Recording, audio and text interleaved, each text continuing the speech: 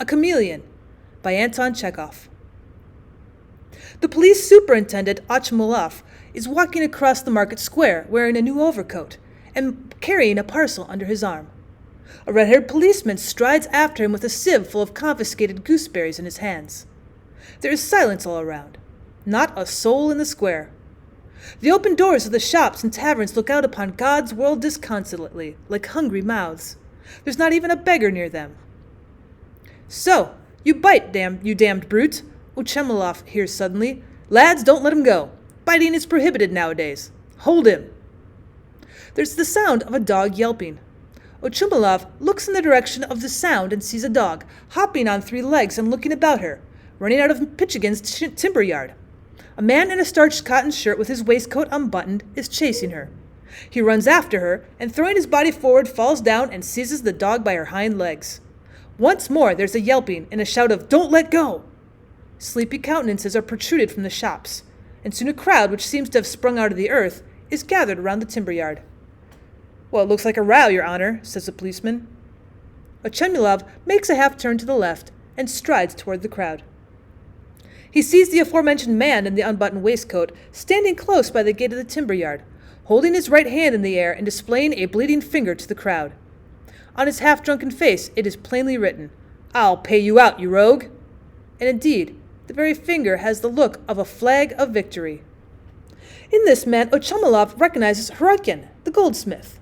The culprit who's caused a sensation, a white Borza puppy with a sharp muzzle and a yellow patch on her back, is sitting on the ground with her forepaws outstretched in the middle of the crowd, trembling all over. There's an expression of misery and terror in her tearful eyes. "Well, what's it all about?" Chameleon inquires, pushing his way through the crowd. "What are you here for?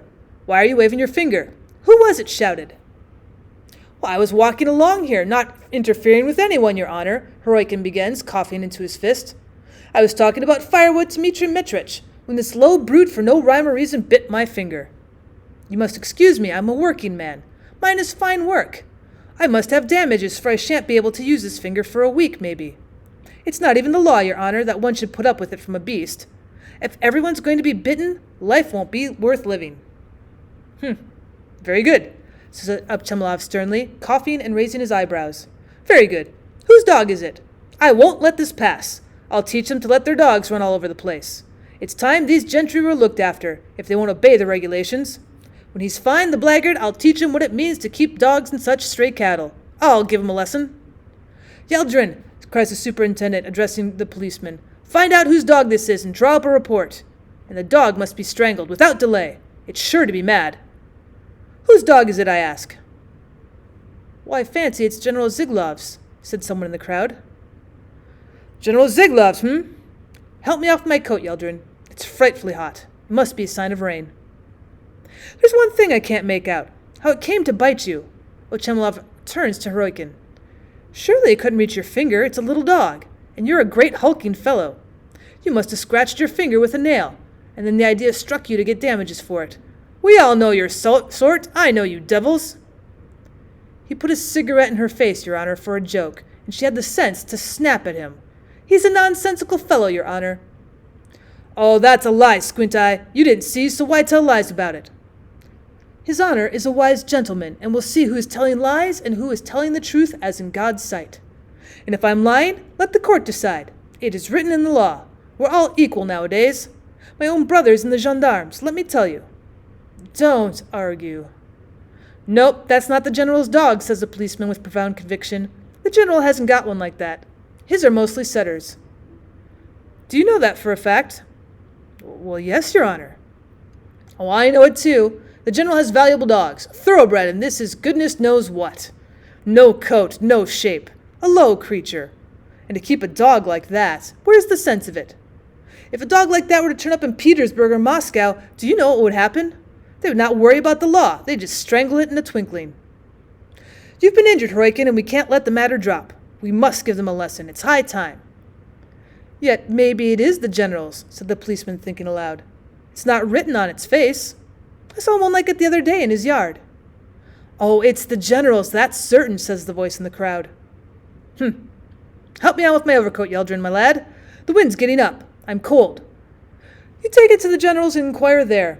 Say I found it and sent it, and tell them not to let it out into the street. It may be a valuable dog.